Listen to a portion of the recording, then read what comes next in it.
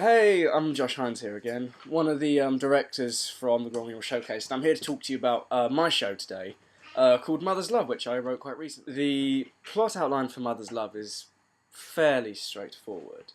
It's about a woman who's recently had her first child, a boy, called Jax, and when he was born disabled. We don't find out what the illness is because it's very difficult to actually write in an illness, I found, without having to focus too much on disability or illness itself, which are things I wanted to leave out. I didn't want the emphasis to be on he's disabled, so let's focus on the disability. I wanted to focus on the plot of what her reaction, what her family was dealing with. So, like I say, he's disabled, and she's grown apart from him in a way. She doesn't have the same bond which most parents have with their children, or even a mother for that matter. She doesn't talk to her son, she doesn't interact with him, doesn't play with him, doesn't feed with him, nothing. Has become very distant with him, and you seldom see them together in the play itself. But what she's done instead is she's gotten a hold of a doll, which she starts to treat just like it was her baby.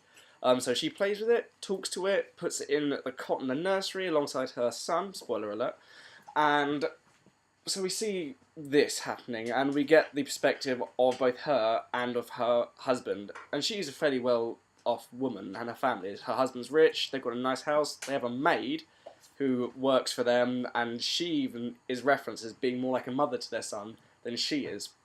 And her husband, Philip, who's a good man, is at the end of his tether with her. So he doesn't want to deal with this anymore. It's been going on for a while. When the play starts, you get the idea of that.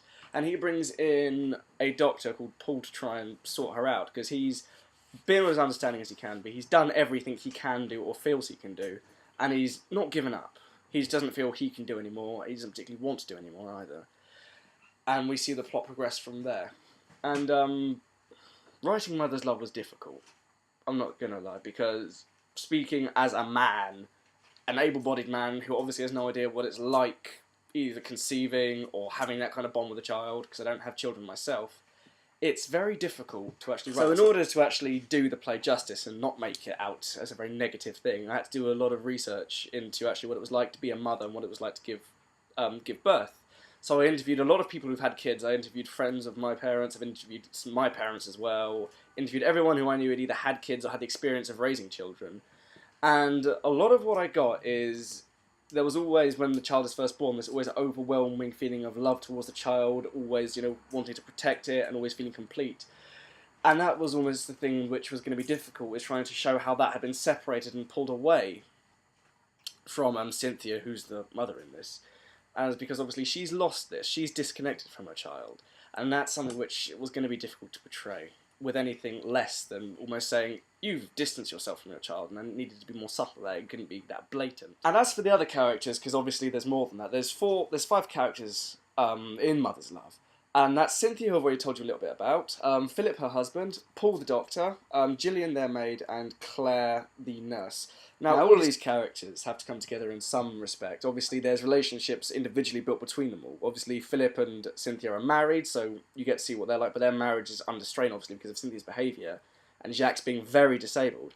Then there's the relationship between Gillian and the two. She's obviously their maid, and it's clear that she's a maid when she's around Philip, because Philip is her boss. She's there to do the job, and whenever you see her, she's always walking in with things like brooms, feather dusters, folding, baskets, laundry, because she's only there working. She's kind of caught in between this massive struggle and this massive family drama, which she doesn't want to be a part of at all. And who can blame her, really, because obviously this is nothing to do with her. This is a family affair which she's not part of the family. And then there's Dr. Paul. Dr. Paul is the only, well, I wouldn't say he's the only good guy, but he's the one who's very clearly trying to do something right for the family. He's there trying to help Cynthia. And as a result, we kind of see him making Cynthia trust him in a way which she should have trusted Philip. And Philip feels put out, he feels left out, and he feels like his position as man of the house is under threat, which you see as well if you... And as for me as a writer, this is really the first play of any depth, I'd say, I've actually finished and given it some life as well, because I've written things in the past about varying subjects, as most people have to. And I'm going to say I've not had any training in playwriting, because I'm the byproduct of a fairly mediocre public school, so there's nothing there really to give you some massive amount of stimulus for these things. And getting inspiration as a playwright is difficult. Any playwright would say that. Unless you have a very clear idea of where you want to go, you kind of have to either figure out how you're going to do it before you even put the first letter on your blank page, or you have to have a very clear, concise points as to where you want it to go and hope that it all fits in together. And I mean, Mother's Love is... It took me not long to write, but it took me a lot longer to actually figure out how it was all going to work together and how the play was going to be written. Because I think, if I remember correctly, I first came up with the ideas for it at least 3 months before I even started writing it. Before I wrote a synopsis, before I started even naming characters, I was thinking of ideas, working with them, as I do with the other writing projects I've got going on as well. And whenever playwriting comes to the point where you get stuck, I've always just left it and come back to it later, or just change something further back, because often I find that when you find yourself blocked for whatever reason, it's often because there's a build-up which leads to the block. So rather than trying to change things from that point onwards, or change that line, you need to go back a little bit, maybe a couple of lines, or maybe back to the beginning of the scene, and just change things so it flows better as well. Because when it comes to things like this, you always need to make sure that the flow's there, and also the conciseness is there, so that it doesn't lose its focus, it doesn't start to waffle, because even though it takes a while to actually write the lines, and a page, from doing read-throughs and seeing plays and being in plays before, an A4 page of a play only lasts 2 minutes max. And that's if it's a fairly long scene with lots of lovely dramatic pauses, which we all love to see in theatre. But even then, you'd need to have a scene which doesn't last too long, because I've written scenes for this thing which lasted well over 10 minutes, and you go back to it and you think, like, no, this can't last, you've got to cut it down. And they always need to have a purpose. You need to see something very clear which moves the play along. A phrase which I actually found online, which made me laugh, was it was something called "tight as a walnut's corset," to kind of wrap everything up and make sure everything that needs to be there is there, and you don't go over the point. Don't try and make something bigger than it needs to be, or don't try and overemphasize things which shouldn't be the focus. And in terms of writing style as well, that's something which, well, the influences I got from that are varied, I can tell you that much. I mean, there are some really good playwrights who I can name drop now. David Eldridge, he wrote things like Feston and Market Boy. He's an author a playwright, that I do follow quite a bit. Mark Ravenhill's another one. His plays have often, as strange as some of his plays can be, he's always had this very concise thing which runs through a lot of his plays, which you can follow, and they're really interesting. And that I find helps as well. And an American, he does both theatre and screen, called Tyler Perry, and his writing style is very intense, but he always knows how to keep a plot solid, and he makes them unpredictable, he makes them emotional, but overall they are absolutely phenomenal, the things he writes, and I really do like what he writes. And obviously there are the other ones, such as Stanley Kubrick's. His writing style has always been a very good one, especially when you see things like Shining, Clockwork Orange. They're very obvious ones, but the writing in that's very good and very concise. David Hare is another one, as a playwright, very, very good. So it's good to take, I often find, from various different sources, and to actually use them and see what works best for, obviously, for scenes and characters, but also the way they write as well, and the way you write lines in. Because I speak, as you probably tell, is quite well spoken, and when you're doing characters, you need to make sure that even as you're having the conversation they would have in your head, not to make them sound too much like you. Because otherwise you end up with all these characters who either have similar mannerisms or similar speaking patterns, and you can effectively cast one person for the entire thing, which takes a lot of the interest out of it. So it's always good to make sure that you are writing your characters and their speech patterns very, very specifically, which is what I've found massively, especially with Mother's Love.